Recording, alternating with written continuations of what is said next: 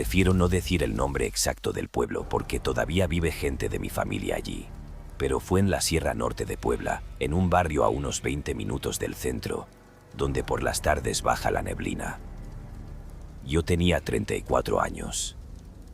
Trabajaba en una farmacia de Zacatlán y regresaba casi siempre después de las 10, con el olor de alcohol y cajas de medicamento pegado en la camisa. Vivíamos en una casa pequeña de una planta. Mi esposa, a la que voy a llamar Elena, mi hijo Mateo, que entonces tenía 6 años, mi madre y yo. Nuestra rutina era simple: levantarnos temprano, llevar al niño a la primaria, ir cada quien a lo suyo, cenar lo que hubiera, cerrar bien la puerta de lámina y dormir. Teníamos un perro viejo, Canela, y 3 gallinas que mi madre insistía en tener aunque ya casi no ponían. La casa de al lado llevaba años desocupada hasta que llegó una señora mayor, doña Irene. Nunca supe su edad. Podía tener 60 o 70, pero caminaba derecha, como si cargara una varilla en la espalda. Llegó sin camión de mudanza, con 2 costales, un colchón amarrado con mecate y varias macetas de sábila y ruda. Al principio nos pareció una vecina normal. Saludaba poco, pero saludaba.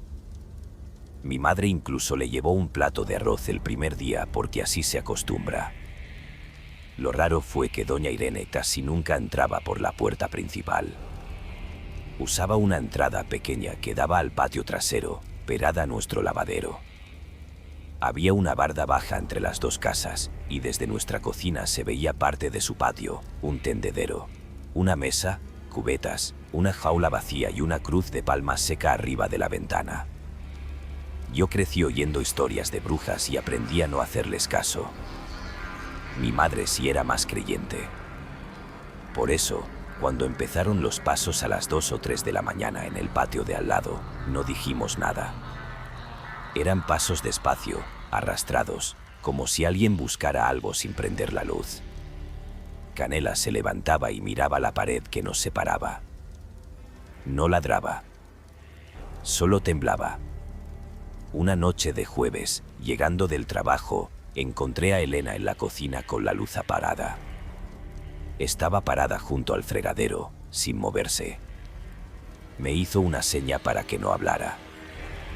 Desde el patio de al lado venía una voz baja, casi como un murmullo pegado al suelo. No se entendían palabras completas, pero sí el ritmo. Parecía un rezo, aunque no como el rosario que mi madre ponía en la radio. Era seco, repetido, una frase corta y luego silencio. Nos quedamos oyendo tal vez 2 minutos. Después sonó algo metálico, como una cuchara golpeando un plato, y la voz se detuvo. La luz del patio de doña Irene no estaba prendida, pero había un resplandor rojo detrás de su puerta, como de veladora. Cerré la ventana de la cocina y le dije a Elena que no hiciéramos caso. Al día siguiente, mi madre amaneció molesta. Alguien había movido las macetas de la entrada. Teníamos 2 con malbón, una a cada lado de la puerta, y estaban volteadas hacia la calle como si las hubieran girado con cuidado. No tiradas. No rotas. Solo giradas. Yo le dije que tal vez Mateo había jugado allí, pero el niño lo negó. Esa misma tarde vimos a doña Irene en la tienda. Compraba piloncillo, clavos de olor y bolsas de pan. Me preguntó si mi niño ya estaba mejor. Yo le dije que Mateo no estaba enfermo. Doña Irene sonrió apenas y contestó: entonces cuídenlo para que no se les caiga. Mi madre, esa noche, puso un plato con sal en la repisa de la cocina. Yo le dije que no íbamos a vivir asustados por una vecina rara. Ella me respondió: no es la vecina lo que asusta. Es cuando alguien que no debe rezar por tu casa empieza a rezar. El primer objeto que apareció fue una cinta roja, amarrada al picaporte con 3 nudos. La encontramos un sábado a las 6:30 de la mañana, cuando Elena iba a sacar la basura. La cinta no estaba la noche anterior. La corté con unas tijeras y la tiré en la bolsa negra. Ese sábado llovió casi todo el día. En la tarde, doña Irene tocó la reja. Traía un suéter café empapado y una olla de aluminio entre las manos. Dijo que había hecho mole de olla y que le había salido de más. Yo abrí, agradecí y le dije que no se molestara. Doña Irene no movió la olla. Me miró directo y por primera vez noté sus ojos muy claros, amarillentos en la luz de la tarde. «Es para el niño», dijo. Lo vi flaco. Yo le repetí que no hacía falta. Ella bajó la voz y añadió: «No se rechaza comida cuando llega caliente». En ese momento salió mi madre y por pena o por educación aceptó la olla. La vecina sonrió, dejó una bolsa con tortillas y se fue sin mirar atrás. Discutimos en la cocina. Yo dije que no íbamos a comer eso. Mi madre me dijo que tirar comida era pecado y que, aunque la señora fuera rara, no podíamos acusarla de nada.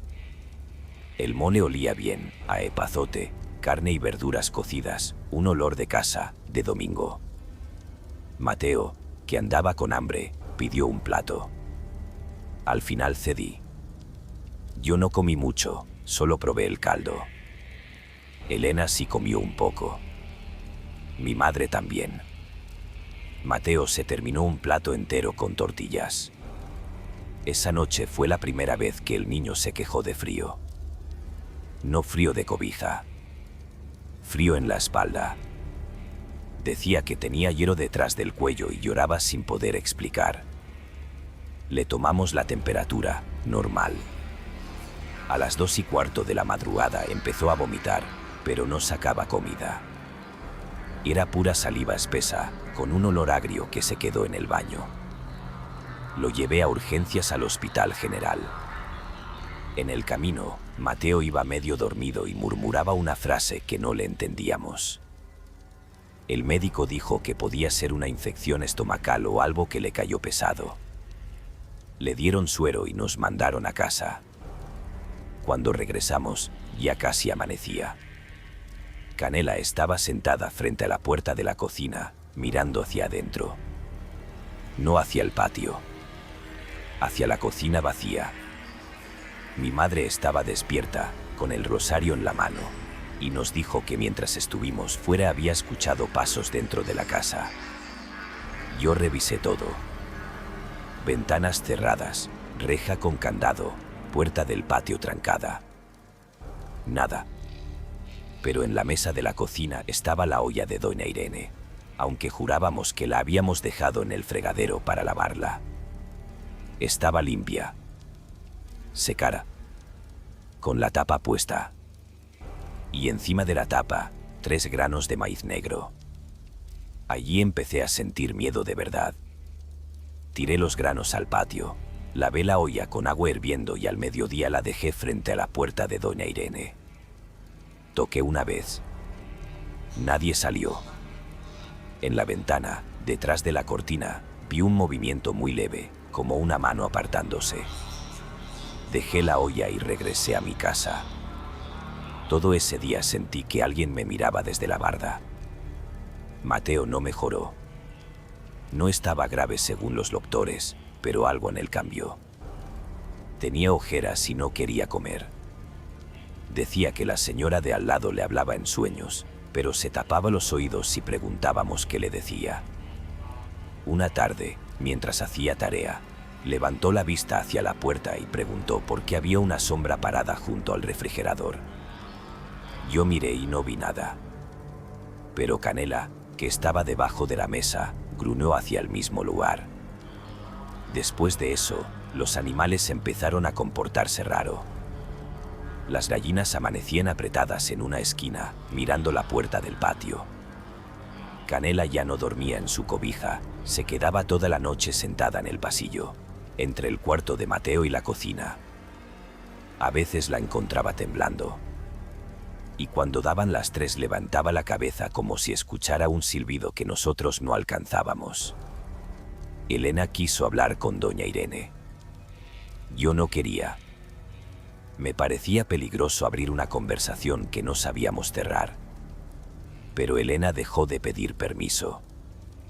Fue un martes. Yo estaba en la farmacia y ella me llamó a las 4 de la tarde con la voz quebrada. Me dijo que había tocado en casa de la vecina y que doña Irene había salido con las manos llenas de masa. Elena le preguntó si sabía algo de lo que le pasaba a Mateo. Doña Irene no negó ni aceptó. Solo le dijo, lo que entra por la boca se queda buscando salida. Cuando llegué, Elena tenía la cara blanca. Mateo dormía en el sofá con la boca entreabierta. En la puerta de entrada, por fuera, alguien había dejado una bolsa de mandado. Dentro había pan dulce, 2 plátanos y un frasco pequeño sin etiqueta, lleno de miel oscura. También había una servilleta con una cruz dibujada en lápiz. No tenía nombre, pero todos supimos de quién venía.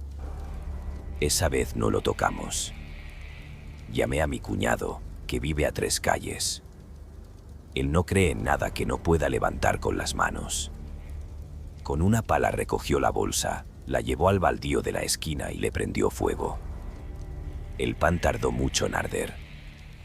La miel hervía dentro del frasco y hacía un sonido como de respiración. Esa madrugada escuchamos el rezo otra vez. No venía del patio de doña Irene. Venía de nuestro patio. Me desperté porque Elena me apretó el brazo. La casa estaba en silencio, uno de esos silencios que no son descanso sino espera. Afuera no cantaban grillos ni pasaba ningún coche. Solo se oía la voz, pegada a la pared del lavadero. Era una mujer, o algo parecido a una mujer, rezando en voz baja. Esta vez sí entendí una parte.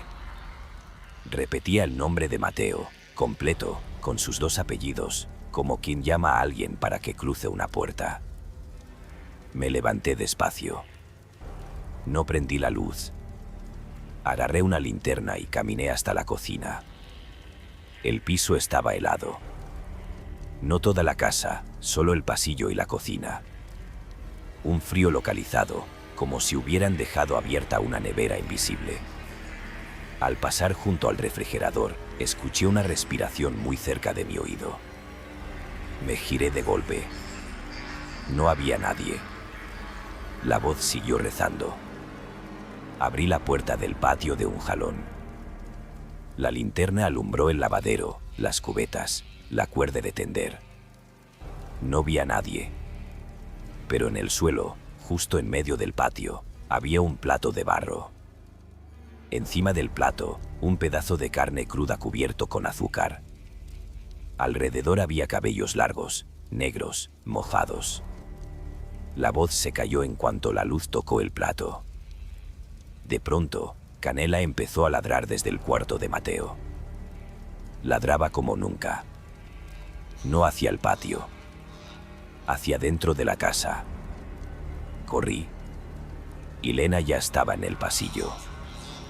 Mi madre salía de su cuarto con un crucifijo. La puerta del cuarto de Mateo estaba entreabierta y por la rendija salía una luz temblorosa, como de vela. Empujé la puerta y vi a mi hijo sentado en la cama, dormido, con los ojos cerrados. Frente a él, en la pared, había una sombra inmóvil. No era nuestra sombra. No correspondía a ningún mueble.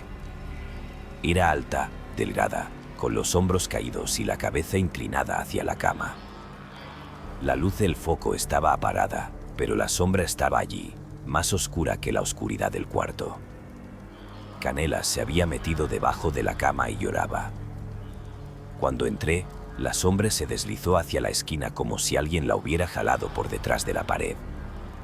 No desapareció de golpe. Se recogió por la esquina hasta quedar en una mancha fina. Mateo abrió los ojos y dijo con una voz que no era del todo suya, «Ya comí». Elena gritó.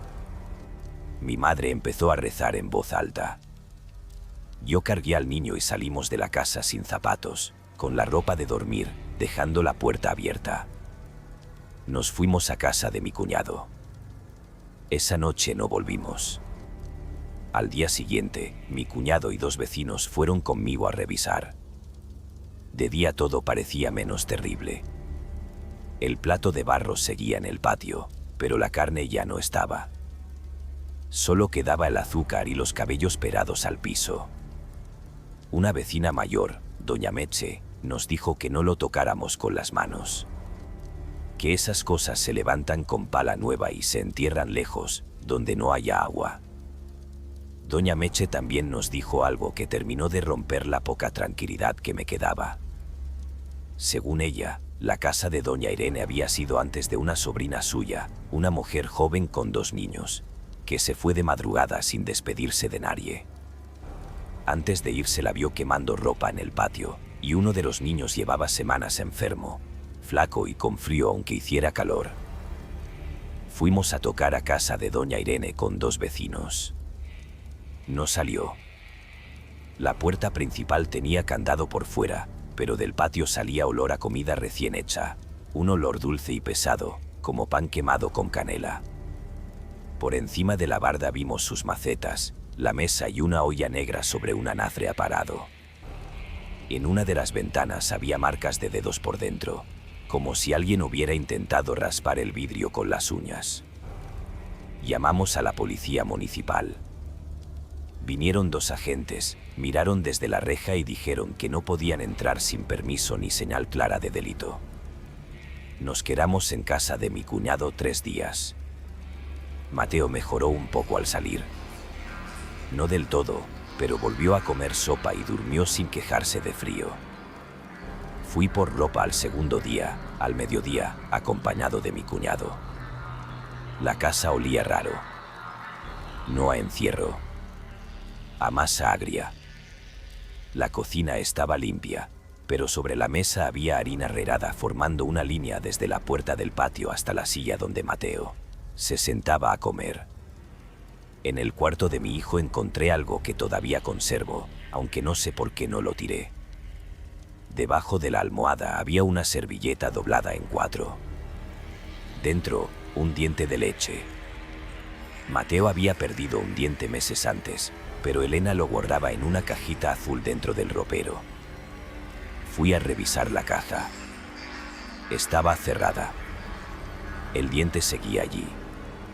Entonces, ¿de quién era el que apareció bajo la almohada? Era pequeño, amarillento en la raíz, con un hilo rojo amarrado.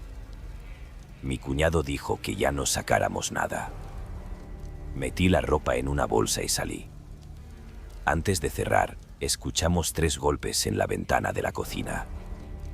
3 golpes lentos, desde dentro. La casa estaba vacía. Mi cuñado lo escuchó también. No hizo ningún comentario. Solo me tomó del brazo y apretó más fuerte de lo normal. La 4ª noche recibí una llamada de un número desconocido a las 3:17 de la madrugada. Cuando contesté, no escuché una voz al principio, solo un ruido lejano de trastes, como si alguien lavara platos en una cocina grande. Después se oyó el murmullo. La misma oración seca. Al fondo, una mujer dijo, «La olla no se devuelve vacía». Colgué. El teléfono volvió a sonar. Esta vez mi cuñado contestó. Se le fue el color de la cara mientras escuchaba. Nos contó que había oído la voz de Mateo, pero Mateo estaba dormido a 2 metros de nosotros. En la llamada, el niño decía, «Papá, abre». Me quedé en la cocina. Un sacerdote de una capilla cercana fue a bendecir la casa al día siguiente. No dijo bruja ni demonio. Solo nos pidió que no aceptáramos más comida, ni flores, ni objetos, y que si aparecía algo en la puerta no lo tocáramos con las manos. Cuando rezó en el patio, el agua bendita cayó sobre el lavadero y empezó a oler a huevo podrido. El padre se quedó callado. Mi madre también. Mi cuñado se persignó sin darse cuenta. La escena más fuerte pasó una semana después. Creíamos que lo peor había pasado. Nos habíamos mudado con mi cuñado y buscábamos una casa de renta en otro barrio. La casa nuestra quedaba cerrada, con 2 candados. Solo íbamos de día por cosas necesarias. Ese viernes llovió desde la tarde. Una tormenta de esas que apagan el pueblo, truenos largos, agua corriendo por las banquetas, luces que parpadean. Cerré la farmacia a las 10:30. Al salir, vi varias llamadas perdidas de Elena. Le marqué. Me contestó llorando. Mateo había desaparecido de la sala de mi cuñado. No se había abierto la puerta ni había ventanas sin seguro. Mi cuñada estaba lavando trastes, mi madre rezaba, Elena fue al baño menos de un minuto. Cuando volvió, el niño no estaba. Canela, que también estaba allí porque nos la habíamos llevado, corría en círculos frente a la puerta de la calle, llorando, mirando hacia la dirección de nuestra casa. Manejé como pude bajo la lluvia. Llegué con el corazón golpeándome en la garganta. Mi cuñado ya estaba afuera con una linterna. La calle estaba casi a oscuras por un apagón. Solo se veían algunos celulares y los relámpagos. Canela tiraba de una cuerda improvisada, desesperada por avanzar. Entonces todos entendimos hacia dónde quería ir. Fuimos a nuestra casa. Eran 3 calles, nada más, pero con la lluvia y la oscuridad parecía un tramo de monte. Cuando doblamos la esquina, la reja de nuestra casa estaba abierta. Los candados colgaban sin romperse, como si alguien hubiera tenido la llave. La puerta principal también estaba abierta. Desde dentro venía una luz amarilla, aunque el barrio entero seguía sin electricidad. Era luz de velas. Muchas. Y un olor a comida caliente salió de la casa, caldo, pan, canela, carne. En otra circunstancia habría dado hambre, pero allí daba náusea. Entré primero. Mi cuñado venía detrás con un machete viejo. En la sala había velas delgadas, negras y rojas, clavadas en montones de masa. En la pared estaban nuestras fotos familiares, bajadas del pasillo y acomodadas boca abajo. El rezo venía de la cocina. Caminé hacia allá. A cada paso, el aire se hacía más frío. No era el frío de la lluvia, sino ese mismo frío seco, pegado a la nuca. En la entrada de la cocina vi a Mateo sentado en su silla, de espaldas a nosotros. Tenía los pies descalzos y mojados. Frente a él, sobre la mesa, había un plato servido. Algo humeaba.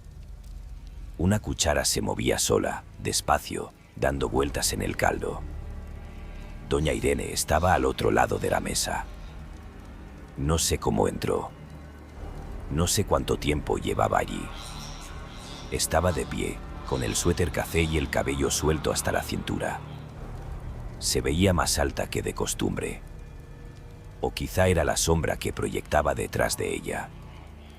Tenía una mano sobre el hombro de Mateo, pero no lo apretaba. Solo lo tocaba con 2 dedos, como quien marca algo que le pertenece. Mi cuñado levantó el machete y le gritó que soltara al niño. Doña Irene no se sobresaltó. Siguió rezando en voz baja. Las palabras no eran latín, ni náhuatl, ni nada que yo pudiera reconocer. A veces metía el nombre de mi hijo entre sílabas extrañas. A veces decía el de mi madre. A veces el mío. Yo di un paso para acercarme y Mateo giró la cabeza. Tenía los ojos abiertos, pero no parecía vernos. La boca se le movía como si masticara algo que no estaba allí. De la comisura le bajaba caldo. Dijo: «No me despiertes, papá. Estoy cenando con la señora». El plato estaba lleno de algo oscuro. No quise mirar demasiado. Era como una sopa espesa con granos de maíz negro flotando. Detrás de doña Irene, en la ventana de la cocina, vi otra sombra. No estaba fuera ni dentro. Estaba pegada al vidrio, más alta que la ventana, encorvada para mirar. No tenía cara, pero se sentía mirándome. Entonces la luz de una vela se apagó sola. Luego otra. y otra. Con cada vela que se apagaba, la sombra de la ventana parecía entrar un poco más en la cocina.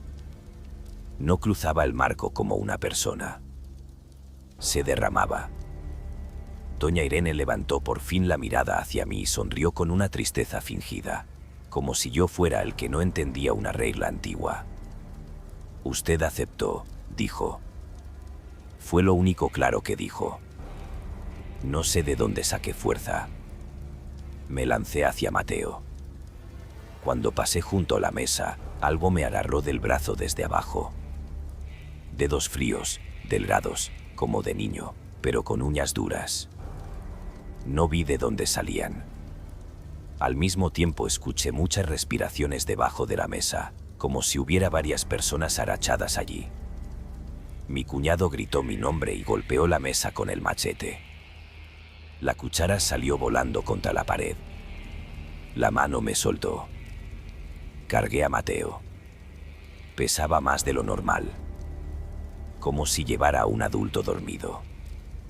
Doña Irene no intentó detenerme, pero empezó a rezar más fuerte. Las ventanas vibraron. Los platos del escurridor cayeron al suelo uno por uno. La sombra de la ventana se estiró hacia el techo y por un segundo vi algo colgando sobre nosotros. Una forma humana demasiado larga, con los pies torcidos, aferrada a las vigas. Después la cocina quedó casi a oscuras. Salimos corriendo. En la sala, las fotos boca abajo empezaron a golpearse contra la pared, aunque nadie las tocaba. La puerta principal se cerró de golpe antes de que llegáramos. Mi cuñado embistió con el hombro y no cedió. Elena gritaba desde fuera. Yo oía su voz detrás de la puerta, pero también oía otra voz imitando la suya desde la cocina. «Déjalo, ya se durmió». La misma frase, con el mismo llanto, pero más baja, más cerca del suelo. Mi madre empezó a rezar el Padre Nuestro. No lo rezaba bonito. Lo gritaba. La puerta tembló. Canela ladraba afuera como loca. Yo abracé a Mateo contra mi pecho. Él estaba helado.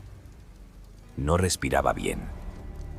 Mi cuñado volvió a golpear la puerta con el hombro y esta vez se abrió. Caímos al zaguán bajo la lluvia. No miré atrás, pero escuché a doña Irene reír.